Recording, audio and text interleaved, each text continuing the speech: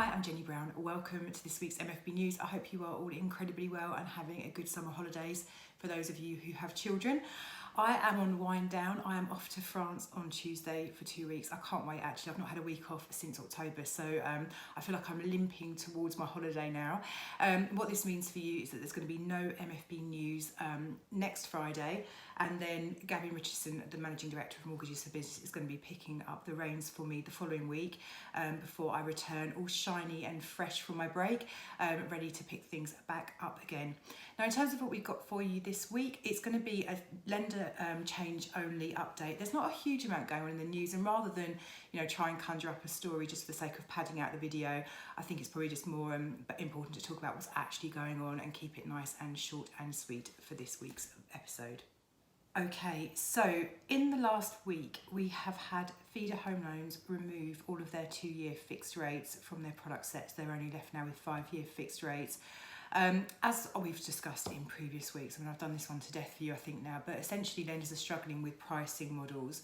It's very, very hard to know how to price a fixed rate when the cost of funds is moving around quite a bit. Now, things have slowed down on swap rates, things aren't bouncing around like they were, but I do think some lenders are still facing some challenges in that regard. So when we see a lender withdraw a set of products, so for example all 2-year fixed rates as Feeder Home Loans have done, it's just waiting to kind of shore up their position in terms of their pricing, and they'll come back to the market with a new product set in the coming few days or even weeks. Now, Paragon have introduced a couple of discounted variable rates and some 3-year fixed rates. So the discounted variable rates are starting from a fairly actually attractive 2.99%, and their 3-year fixes from 4.69%. And this is available for standard properties, HMOs, and also multi-unit blocks. Now, Paragon can consider HMOs of up to 20 rooms, multi-units of up to 20 self-contained units. So they are able to consider some fairly lumpy properties. Now, interestingly, the variable rates from 2.99, we haven't had people paying interest, borrowers, clients, asking about variable rates for a really long time actually, and the reason for that has been that variable rates have largely been sat at the same kind of price, maybe marginally cheaper, but I mean it's been fractional as fixed rates. Whereas now actually there's quite a large discrepancy between the cheapest variable rate and the cheapest fixed, and so some people are saying, well actually I'm not convinced interest rates are going to go up much further, so I feel that actually I might be better off on a variable rate than I am a fixed rate. And I do think there is a kind of school of thought of merit in considering that. Now actually, most investors, and I would be in that camp, this camp as well, we just prefer to lock in our costs. We just want to know what our payments are going to be, so we know that as long as the rent comes in and the mortgage payment goes out and nothing too disastrous happens with the property, everything kind of will just tick along quite smoothly. We don't want the worry of, I've got this good variable rate, I think it was a really good deal at the time, but actually it's going to go up in the next few weeks and now I'm feeling anxious about that. We don't want that headache. But for some people actually, there is a conversation to be had around variable pricing, more so now than there has been in the last few years. Now, the Nottingham Building Society have increased their holiday let rates from 0.5%. Holiday lets are definitely something we're still seeing a lot of people considering. I mean, naturally, of course, people are now going on holiday in the UK. They've rented an Airbnb for a couple of weeks. They've realised that, it's the cost of like a family car in the UK. It's so expensive. They're now thinking, well, actually, that might not be a bad investment for them. So holiday letting is still very, very popular. I do think we've seen less people looking to invest in that than we have in the previous last couple of years. I think because the British public can now obviously go and travel overseas, which, given what we've seen at the Port of Dover lately, people are clearly sort of capitalising on. So yeah, Nottingham Building Society up by 0.5%. We've seen Capital Home Loans increase all of their rates by 35 basis points. It was to be expected. Capital Home Loans were pricing quite competitively, particularly in the specialist end of the market, which is where they excel.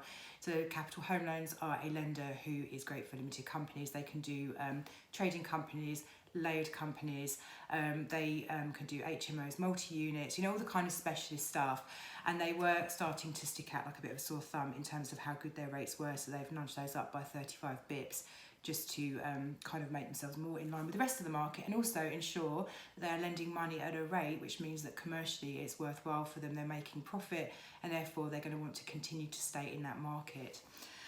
We've seen West One bring out some limited edition products, so some fixed rates from 4.59%, you know, not terribly exciting, but not bad. We've seen also they brought out some tracker rate mortgages, so discounted trackers. So discounted trackers means it's discounted off their standard variable rate, not necessarily tracking Bank of England base rate, and the pricing here is from 3.54%. You can probably tell by the kind of numbers that I'm citing that West One are again a specialist lender. Guess what? The Leeds have made changes. It wouldn't be a week of mortgage market movement without the Leeds doing something. The Leeds have removed some of their 60% loan to value 5-year fixed rates. We've also seen the Principality increase some of their rates, as have Platform by up to 32 basis points. Metro Bank have also made increases of up to 30 basis points in the last week. We've seen the Coventry increase some of their rates. We've seen the Kensington increase their pricing between 0.1 and 0.3%.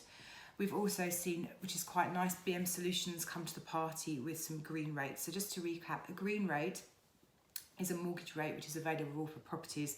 It's generally worded as that properties with an EPC rating of A to C. Now some lenders have gone one step further and they have rates for different EPC ratings between A and C. But what essentially happens is the lender will give you a slight discount on interest rate compared to their standard range if your property is classed as green.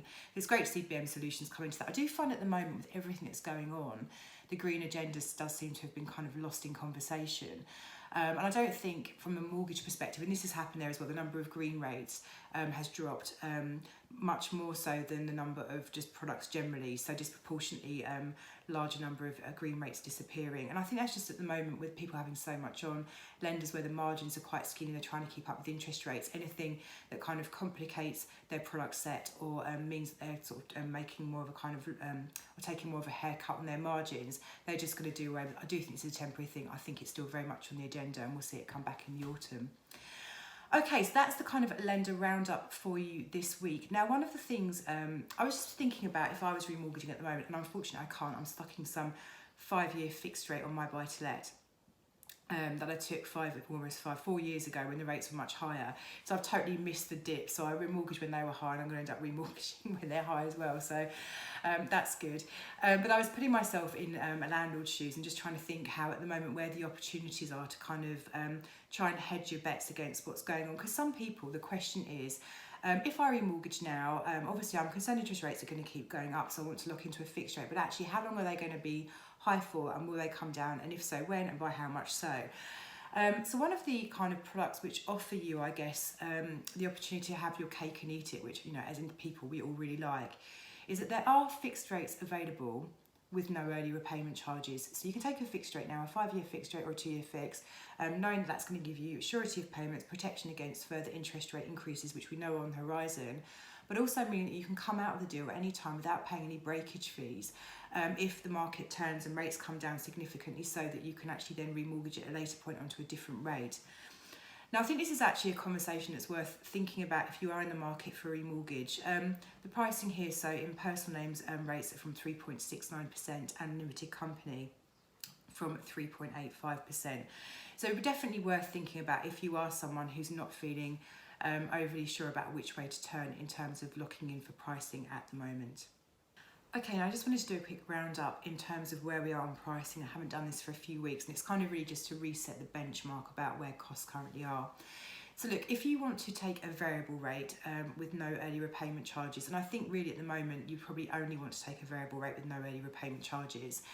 So this would be an option for you if you were looking to remortgage, you wanted to just drop your costs down as low as possible, but have the ability to come out of the variable rate onto a fix if things continue to escalate.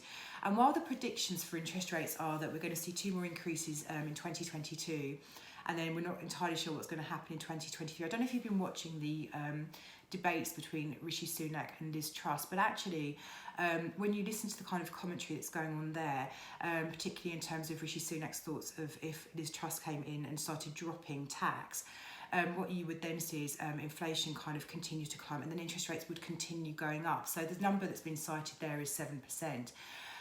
So actually, while where things are at the moment is we're not expecting interest rates to go up too much further than probably half, maybe even 0.75% for at least the next few months, if you listen to the commentary, there is definitely a possibility they could go much further. So taking a variable rate could be an option for you, but I think my advice would there be don't take one with an ERC, because you may want to come out of it again depending on what happens. So variable rates with no ERCs, personal names from 1.99, limited company from 3.39%. Now in terms of just normal fixed rates now, so for personal rates, 2 years from 2.69, 5 years from 3.1%, 7 years from 4.44%, and 10 years from 3.79. The reason the 7-year rates are more expensive than the 10-year rates, which I know would probably feel quite weird, is largely just there's very few lenders offering 7-year rates at the moment. So by virtue of the types of lenders that offer them, it means they're just a bit higher. So look, in terms of 10-year fixed rates, personal loans 3.79%, that's pretty attractive at the moment. Obviously 10-year fixed rates aren't for everyone. Not everyone wants to commit for that long, and that's understandable, particularly when it comes to investments. But the pricing there feels quite good. Limited company then, so 2-year fixed rates from 3.48%, 5 years from 3.89, 7 years from 4.44, and 10 years from 3.96. I think what's really interesting in those numbers is the price difference between limited company and personal borrowing, particularly on the 10-year fixed rates. So personal 10-year fixed 3.79, 10 years 3.96. That's a really small difference in pricing. Generally speaking, the rule of thumb would be difference in cost of funds between personal and limited sit between 1 and 1.5%. So it just shows you how the market's a little bit out of kilter at the moment. And that is everything for me this week. Thank you as always for watching or listening. Like I say, I'm not going to be around for the next couple of weeks, so I'll catch you mid-August post base rate increase. Let's hope it's only 25 basis points and not the 50 that some people are mooting. In the meantime, you are very welcome to give us a call, 0345 345 6788. We are working all the way through the summer. We'll have a look at our website, which is also open 24 hours a day, mortgagesforbusiness.co.uk. I will catch you again in a couple of weeks. Have a lovely fortnight, and I'll see you again next time.